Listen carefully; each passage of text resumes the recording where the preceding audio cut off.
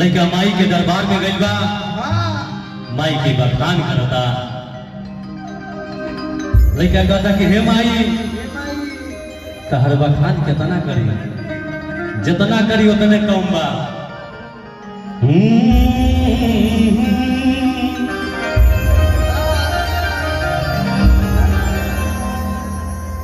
दुलारी बड़ी दुलारी बड़ी लड़का का दिख माई तारे जैसन संसार में धनवान के बा, तारे दरबार में दुख से जाला तो के कबो निराश ना करे ले। ना ना ना वो लड़का के जो माई के दरबार में माई से कहते कि हे माई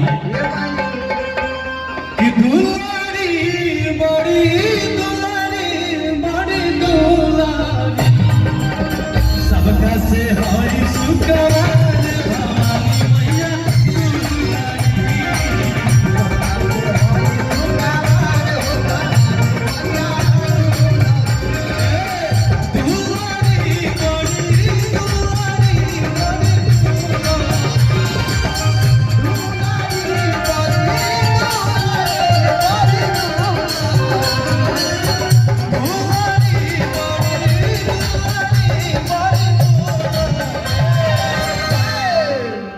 लड़का कहते कि माई का कही तारे सन दुलार करे वाला जग में के बा हे लड़का के आशीर्वाद कि जैसे तार भजन गावता हरदम गावत रहे कि दुलारी बड़ी दुलारी बड़ी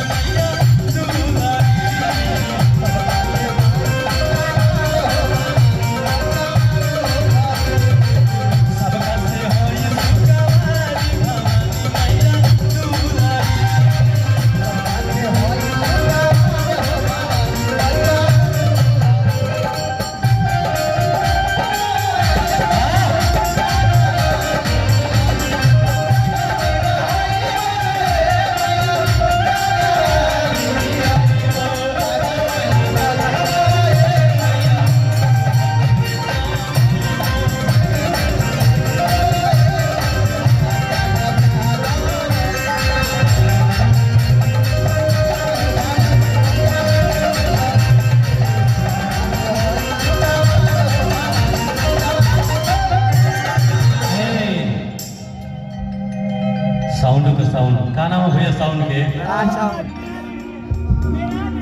मेरा डीजे साउंड दिल खुश हो गल भैया। ऐसा के साउंड चाहिए कैसे कि गोपालगंज जिले में बहुत लोग साउंड रख ले बा। जैसे आलाप निकले लगी चुई चाय पहले ही करे तो साउंड माने ना रखला भैया, साउंड के चलावे वाला माने रखला है ना भैया।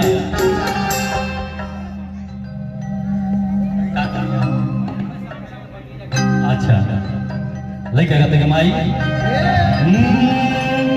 कि नाक में नथुनिया गले शोभे चंद्रहार हो आए के हाथ गादा तुझे हाथ कि नाक में नथुनिया गले शोभे चंद्रहार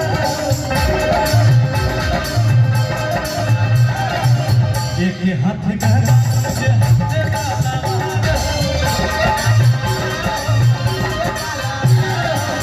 नाक में नथुनिया गले शोभे चंद्रहार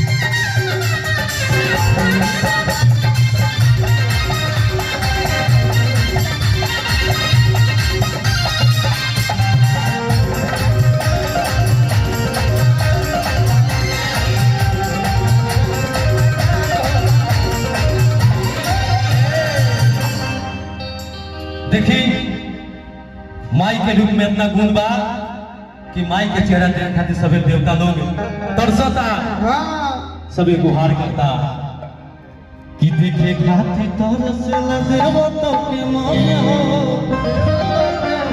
औहे रूप देखी भक्ति हो जावे मगन हो। सभी देवता गोहरावता कि हे माई राव चेहरा देखे के बड़ा मन करता। लोग कहाँ बानी हमने के सामने आई आज बोला दे के बा कुचाई कोट में कि देखे खातिर तो से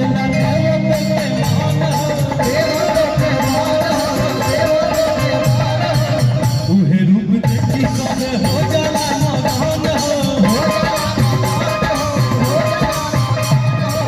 देखे खातिर तोहरा से देवो तो के मन हो, उहे रूप देखी सबे हो जाले मगन हो।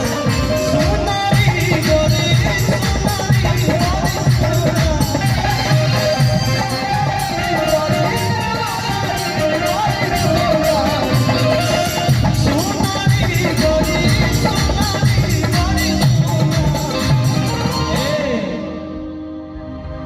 कि सुनारी बड़ी सुनारी